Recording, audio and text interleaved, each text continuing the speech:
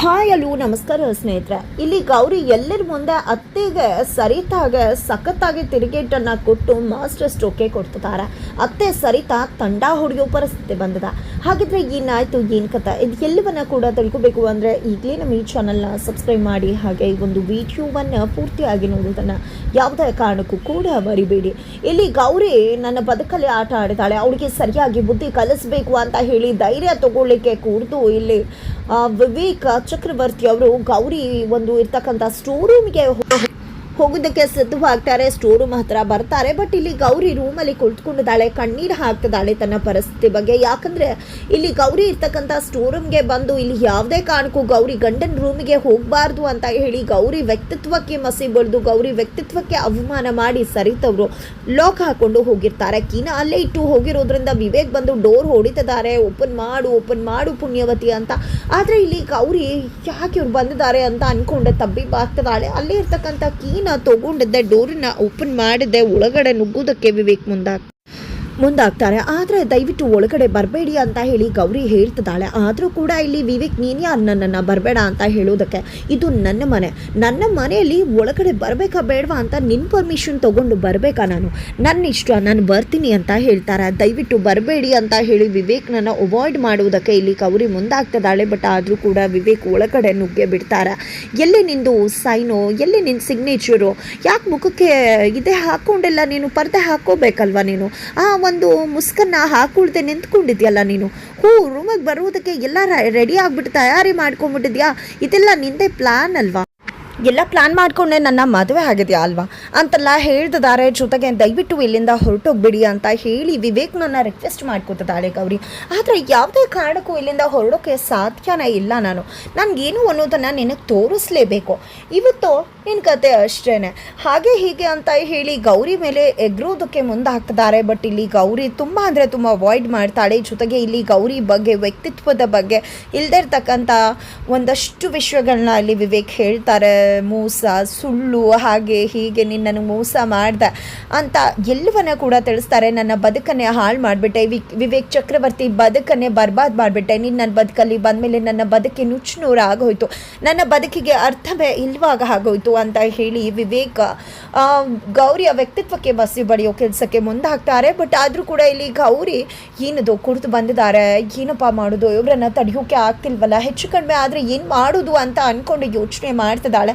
ಕೊನೆಗೂ ಇವತ್ತಂತೂ ನಿನ್ನ ಕತೆ ಮುಗೀತು ಅಂತ ಹೇಳಿ ವಿವೇಕ ಗೌರಿಯನ್ನು ಒಂದಾಗೋದಕ್ಕೆ ಅಂತ ಮುಂದಾಗ್ತಾರೆ. ಅದೇ ಸಮಯದಲ್ಲಿ ಆತನ ಪ್ರಜ್ಞೆ ತಪ್ಪುತ್ತೆ. ಅಯ್ಯೋ ದೇವ್ರ ನನ್ನನ್ನು ಕಾಪಾಡಿಬಿಟ್ಟ ಅಂತ ಅನ್ಕೋತಾರೆ ಗೌರಿ. ನಂತರ ವಿವೇಕ ಹಾಗೆ ಮಲ್ಕೊಂಡ್ಬಿಡ್ತಾರೆ. ಮಲ್ಕೊಂಡಿದ್ದೆ ಏನದಲ್ಲ, ನಾನು ಇವರು ರೂಮ್ಗೆ ಹೋಗಬಾರ್ದು ಅಂತ ಹೇಳಿ ಅತ್ತೆ ಲಾಕ್ ಮಾಡ್ಕೊಂಡು ಹೋಗಿದ್ರು. ಆದರೆ ವಿಧಿ ಆಟ, ಇವರೇ ನನ್ನ ರೂಮಿಗೆ ಬರೋ ಹಾಗಾಯಿತು, ನನ್ನ ರೂಮಲ್ಲೇ ಇವರು ಇಡೀ ರಾತ್ರಿ ಕಳೆಯೋ ಹಾಗಾಯ್ತಲ್ಲ ಅಂತ ಅನ್ಕೋತಿದ್ದಾರೆ. ಜೊತೆಗೆ ಇಲ್ಲಿ ವಿವೇಕ, ಏ ಗೌರಿ ಚೆನ್ನಾಗಿದ್ದೀನಿ ಅಂತ ಅಹಂಕಾರ ಅಲ್ವಾ ನಿನಗೆ, ನೀನು ಚೆನ್ನಾಗಿದ್ದು ಮಾತ್ರಕ್ಕೆ ನಿನ್ನ ರೂಪಕ್ಕೆಲ್ಲ ಮರಳಾಗಿ ನಿನ್ನನ್ನು ಒಪ್ಕೊಂಡ್ಬಿಡ್ತೀನಿ ಅಂತ ಅಂದ್ಕೊಂಡೆ. ಯಾವುದೇ ಕಾರಣಕ್ಕೂ ಕೂಡ ನಿನ್ನ ಒಪ್ಕೊಳ್ಳೋ ಮಾತೇ ಇಲ್ಲ. ನೀನು ಮಾಡಿರೋ ಮೋಸವನ್ನು ನಾನು ಯಾವುದೇ ಕಾರಣಕ್ಕೂ ಮರೆಯೋದಿಲ್ಲ. ನಿನ್ನಿಂದಾಗಿ ನನ್ನ ಬದುಕಿ ಚಿತ್ರವಾಗೋಯ್ತು, ನೀನು ನನಗೆ ಮೋಸ ಮಾಡ್ದೆ, ಅದನ್ನು ಮರೆಯೋಕ್ಕೆ ಸಾಧ್ಯನೇ ಇಲ್ಲ ಅಂತ ಹೇಳಿ ನಿದ್ದೆಯಲ್ಲೂ ಕೂಡ ಚಡಪಡಿಸ್ತಿದ್ದಾರೆ ಇಲ್ಲಿ ವಿವೇಕ್ ಅಂತ ಹೇಳ್ಬೋದು. ತದನಂತರ ಬೆಳಗ್ಗೆ ಆಗತ್ತೆ, ಹೊರಗಡೆ ತುಳಸಿ ಪೂಜೆ ಮಾಡ್ತಿದ್ದಾರೆ ಗೌರಿ. ಆ ಕಡೆ ವಿವೇಕ್ಗೆ ಎಚ್ಚರ ಆಗತ್ತೆ, ಏನಪ್ಪ ಇದು, ನಾನು ಹೇಗೆ ಇಲ್ಲಿಗೆ ಬರೋಕ್ಕೆ ಸಾಧ್ಯ, ನಾನು ನನ್ನ ರೂಮಲ್ಲಿ ಮಲ್ಕೊಂಡಿದ್ದೆ ಅಲ್ವಾ, ಅಂಥದ್ರಲ್ಲಿ ನಾನು ಹೇಗೆ ಇಲ್ಲಿಗೆ ಬಂದೆ, ಹಾಗಿದ್ರೆ ಗೌರಿ ನನ್ನ ಎತ್ಕೊಂಡು ಬಂದ, ಇಲ್ಲ ಅವಳಿಗಷ್ಟು ಸ್ಟ್ರೆಂತ್ ಇರಲಿಕ್ಕೆ ಸಾಧ್ಯನೇ ಇಲ್ಲ, ಹಾಗಿದ್ರೆ ನಾನು ಈ ರೂಮಿಗೆ ಬಂದ, ಇಡೀ ರಾತ್ರಿ ಇಲ್ಲೇ ಇದ್ನ ನಾನು, ಎಂಥ ತಪ್ಪಾಗೋಯ್ತು, ಎಂಥ ಎಡವಟ್ಟು ಆಗೋಯ್ತು, ಯಾರಾದರೂ ನಾನು ಇಲ್ಲಿರೋದನ್ನು ನೋಡಿದ್ರೆ ಏನು ಮಾಡ್ದೋ, ಖಂಡಿತ ತಪ್ಪು ತಿಳ್ಕೊಂಡ್ಬಿಡ್ತಾರೆ, ಮೊದಲು ನಾನು ಇಲ್ಲಿಂದ ಹೊರಟು ಬಿಡಬೇಕು, ಆ ಗೌರಿಯಲ್ಲಿ ಕಾಣಿಸ್ತಿಲ್ವಲ್ಲ ಅಂತ ಹೇಳಿ ವಿವೇಕ್ ಯೋಚನೆ ಮಾಡ್ತಿದ್ದಾರೆ. ಇದ್ದ ಕಡೆ ತಾತ, ಅಜ್ಜಿ ಎಲ್ಲರೂ ಕೂಡ ಹೊರಗಡೆ ಕುತ್ಕೊಂಡಿದ್ದಾರೆ. ಅಲ್ಲಿಗೆ ಚುಂಚಲ ಬಂದಿದ್ದ, ಅಪ್ಪ ಅಮ್ಮ ನೆನೆ ಎಲ್ಲ ಶಾಸ್ತ್ರ ಮುಗೀತಾ ಅಂತ ಹೇಳಿ ಕೇಳಿದಾಗ, ಏನು ಶಾಸ್ತ್ರ ಆಗತ್ತಮ್ಮ, ಯಾವ ಶಾಸ್ತ್ರಕ್ಕೂ ಕೂಡ ವಿವೇಕ್ ಒಪ್ಕೊಳ್ಳಿಲ್ಲ, ಶಾಸ್ತ್ರನೇ ಬೇಡ ಅಂತ ಹೇಳಿಬಿಟ್ಟ ಅಂದಾಗ ಅವನು ಹೇಳಿದ ಮಾತ್ರಕ್ಕೆ ನೀವು ಕೂಡ ಸುಮ್ಮನೆ ಆಗ್ಬಿಟ್ರ ಅಂತ ಚಂಚಲ ಪ್ರಶ್ನೆ ಮಾಡ್ತಿದ್ದಾರೆ. ಸುಮ್ಮನೆ ಆಗದೆ ಇನ್ನೇನು ಮಾಡೋಕ್ಕಾಗತ್ತಾ? ಇವತ್ತಿನ ಮಕ್ಕಳಿಗೆ ನಾವು ಫೋರ್ಸ್ಫುಲ್ ಏನಾದರೂ ಹೇಳೋಕ್ಕಾಗತ್ತಾ, ಮಾಡೋಕ್ಕಾಗತ್ತಾ? ನಾವು ಏನೇ ಹೇಳಿದ್ರು ಕೂಡ ಅವನು ಆ ರೀತಿ ನಡ್ಕೋತಾನೆ. ಮದುವೆ ಏನೋ ಮಾಡ್ಕೊಂಡ, ಹಾಗಂದು ಮಾತ್ರಕ್ಕೆ ಇದನ್ನು ಕೂಡ ಒತ್ತಾಯದಿಂದ ಮಾಡಿದ್ರೆ ಹೇಗೆ? ನಮಗೂ ಕೂಡ ಅವನು ಹೇಳಿದ ಮಾತು ಸರಿ ಅಂತಾನೆ ಅನ್ನಿಸ್ತು. ಹೌದು, ಮನಸ್ಸುಗಳು ಒಂದಾಗಬೇಕು. ಅದನ್ನು ಬಿಟ್ಟು ನಮ್ಮ ಫೋರ್ಸ್ಫುಲಿಯಾಗಿ ಇದನ್ನೆಲ್ಲ ಮಾಡ್ಸೋಕೆ ಹೋದರೆ ಖಂಡಿತವಾಗ್ಲೂ ಅವಳನ್ನ ಅವಮಾನ ಮಾಡಿ ಹೊರಗಡೆ ಕಳಿಸ್ಬಿಡ್ತಾನೆ. ಅದೇ ಕಾರಣಕ್ಕೆ ನಾವು ಕೂಡ ಸುಮ್ಮನೆ ಆಗ್ಬಿಟ್ವಿ ಅಂತ ಹೇಳಿ ತಾತ ಅಜ್ಜಿ ಹೇಳ್ತಾರೆ. ಹಾಗಂದ ಮಾತ್ರಕ್ಕೆ ಯಾವುದೇ ಶಾಸ್ತ್ರ ನಡೆಯೋದೇ ಇಲ್ವಾ ಅಂತೆಲ್ಲ ಚಂಚಲ ಅವರು ಹಾಗೆ ಚಿಕ್ಕಪ್ಪ ಎಲ್ಲ ಕೂಡ ಕೇಳಿದಾಗ, ಯಾವತ್ತೂ ಅವರಿಬ್ಬರ ನಡುವೆ ಇರ್ತಕ್ಕಂಥ ಗೋಡೆ ಸಾರೋದು ಹೋಗುತ್ತೋ ಅಲ್ಲಿ ತನಕ ಇದೇ ಆಗಬೇಕಾಗತ್ತೆ ಅಂತ ಹೇಳ್ತಾರೆ. ಅಷ್ಟರಲ್ಲಿ ವಿವೇಕ ಗೌರಿ ಸ್ಟೋರ್ ರೂಮಿಂದ ಬರುವುದನ್ನು ನೋಡೇ ಬಿಡ್ತಾರೆ. ಚಂಚಲ, ನೋಡಿದ್ದೆ, ನೀವು ನೋಡಿದ್ರೆ ಏನೂ ಆಗಿಲ್ಲ ಅಂತ ಹೇಳ್ತಾ ಇದ್ರ. ಆದರೆ ಎಲ್ಲಿ ನೋಡಿದ್ರೆ ವಿವೇಕ ಗೌರಿ ಒಂದು ಸ್ಟೋರ್ ರೂಮಿಂದಾನೆ ಬರ್ತಿದ್ದಾನಲ್ಲ ಅಂತ ಹೇಳಿ ಎಲ್ರಿಗೂ ಕೂಡ ಹಾಕೊಡ್ತಾರೆ. ಎಲ್ಲರೂ ಕೂಡ ನೋಡಿದ್ರೆ ಶಾಕ್ ಆಗ್ತಾರೆ. ಏನದು ವಿವೇಕ್, ನೆನ್ನೆ ಎಲ್ಲ ನಮಗೆ ಆ ರೀತಿ ಹೇಳಿಬಿಟ್ಟು ಈ ರೀತಿಯಾಗಿ ನೀನು ಅವಳ ರೂಮಿಂದಾನೆ ಬರ್ತಿದ್ಯಲ್ಲ, ನಿನಗೆ ಇಷ್ಟ ಇದೆ ಅಂದಿದ್ರೆ ಇಷ್ಟ ಇದೆ ಅಂತ ಹೇಳಬೇಕಿತ್ತಲ್ವ, ಅದನ್ನು ಬಿಟ್ಟು ಈ ರೀತಿ ಮುಚ್ಚಿಟ್ಟು ಕೆಲಸ ಎಲ್ಲ ಯಾಕೆ ಮಾಡಬೇಕಿತ್ತು ಅಂತ ಹೇಳ್ತಿದ್ದಾರೆ.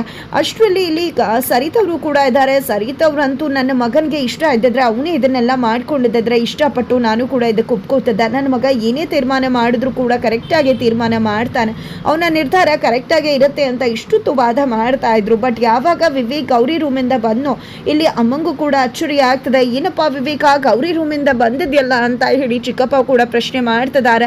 ಇಲ್ಲಿ ವಿವೇಕ್ ಇಲ್ಲ ಅಂತಾನೆ ಹೇಳ್ತಿದ್ರು, ಕಣ್ಮುಂದನೆ ಎಲ್ಲ ಸಿಕ್ಬಿದ್ಯಲ್ಲ, ಇನ್ನೇನು ಹೇಳಬೇಕಾಗಿದೆ ನೀನು ಅಂತ ಹೇಳಿ ತಾತ ಅಜ್ಜಿ ಚಂಚಲ ಎಲ್ಲರೂ ಕೂಡ ಕೇಳ್ತಿದ್ದಾರೆ. ಸರಿತವ್ರು ಕೂಡ ಕಣ್ಮುಂದನೆ ಕಾಣಿಸ್ತಿದ್ಯಲ್ಲ ವಿವೇಕ್, ನೀನು ಎಲ್ಲಿಂದ ಬಂದೆ ಅಂತ ಇದಕ್ಕೆ ಸಾಕ್ಷಿ ಬೇರೆ ಬೇಕಾ ಅಂದಾಗ, ಇಲ್ಲ ನನ್ನಲ್ಲಿ ಹೇಗೆ ಹೋದೆ ಅಂತಾನೆ ಗೊತ್ತಿಲ್ಲ, ಅಲ್ಲಿ ಏನೂ ಆಗೇ ಇಲ್ಲ ಅಂತ ಹೇಳಿದಾಗ, ನಿನ್ನ ಒಂದು ಬಟ್ಟೆಯಲ್ಲಿರೋ ಲಿಪ್ಸ್ಟಿಕ್ ಮಾರ್ಕೆ ಹೇಳುತ್ತಲ್ಲ ಅಂತ ಹೇಳಿ ಚಿಕ್ಕಪ್ಪ ಹೇಳ್ತಾರೆ. ಲಿಪ್ಸ್ಟಿಕ್ ಮಾರ್ಕ್ ಅಲ್ಲ ಅದು ಅಂದಾಗ, ಕುಂಕುಮನೆ ಆಗಿರಲಿ, ಎಲ್ಲ ಸತ್ಯ ಹೇಳ್ತಿದ್ಯಲ್ಲ ಅದೇನೆ. ಹೌದು, ನೀನು ನಿನ್ನೆ ಹೆಂಡತಿ ರೂಮ್ಗೆ ಹೋಗೋದ್ರಲ್ಲಿ ಯಾವುದೇ ರೀತಿ ತಪ್ಪಿಲ್ಲ, ನೀನು ಯಾಕೆ ತಪ್ಪು ಒಪ್ಪು ಅನ್ನೋ ರೀತಿ ಮಾತಾಡ್ತಿದ್ಯಾ ಅಂತ ಕೂಡ ಚಿಕ್ಕಪ್ಪ ತಾತ ಎಲ್ಲರೂ ಕೂಡ ಹೇಳ್ತಾರೆ.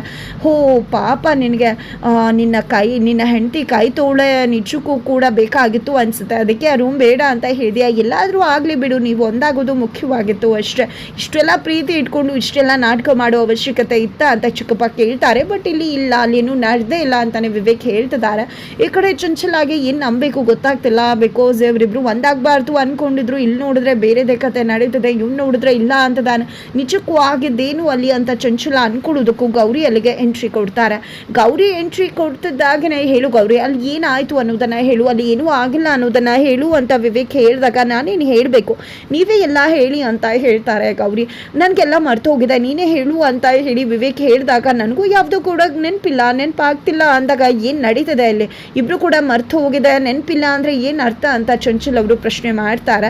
ಇಲ್ಲಿ ಸರಿತವ್ರು ಕೂಡ ಅದೇ ಪ್ರಶ್ನೆಯನ್ನು ಮಾಡ್ತಿದ್ದಾರೆ. ಆಗ ಇಲ್ಲಿ ಗೌರಿ, ನನ್ನನ್ನು ಯಾಕೆ ಕೇಳ್ತಿದ್ದೀರಾ ಅಂತ, ನಿಮ್ಮ ಮಗನ್ನೇ ಕೇಳಿ ಅಂದಾಗ, ನೀನೇ ನನ್ನ ಮಗನ ಬುಟ್ಟಿಗೆ ಹಾಕ್ಕೊಂಡು ನನ್ನ ಮಗನ ರೂಮಿಗೆ ಬಂದು ಇದನ್ನೆಲ್ಲ ಅವನನ್ನು ನಿನ್ನ ಹತ್ರ ಸೆಳ್ಕೊಂಡಿದ್ದೆ ಹಾಗೆ ಹೀಗೆ ಅಂದಾಗ, ಹೇಗತ್ತೆ ಈ ರೀತಿ ಮಾತಾಡ್ತಿದ್ರ? ನಾನು ಅವ್ರ ರೂಮಿಗೆ ಹೋಗಬಾರ್ದು ಅಂತಾನೆ ಅಲ್ವಾ ನೀವೇ ತಾನೇ ಲಾಕ್ ಮಾಡ್ಕೊಂಡು ಹೋಗಿದ್ದು, ನಾನು ಹೇಗೆ ಅವ್ರ ರೂಮ್ಗೆ ಹೋಗೋಕ್ಕಾಗತ್ತೆ? ನಾನು ಅವ್ರ ರೂಮಲ್ಲಿದ್ದ ಅಥವಾ ಅವರೇ ನಮ್ಮ ರೂಮಲ್ಲಿದ್ರ ಅಂತ ಹೇಳಿ ಸರಿತಾ ಮಾಡಿದ ಕರ್ಮಕಾಂಡವನ್ನು ಎಲ್ಲರ ಮುಂದೆ ಬಿಚ್ಚಿಟ್ಟಿದ್ದಾರೆ ಗೌರಿ. ಹಾಗಿದ್ರೆ ಮುಂದೇನಾಗತ್ತೆ ಅನ್ನೋದನ್ನು ತಿಳ್ಕೊಬೇಕು ಅಂದರೆ ಮುಂದಿನ ವಿಡಿಯೋಗೆ ವೇಟ್ ಮಾಡೋದನ್ನು ಮರಿಬೇಕು.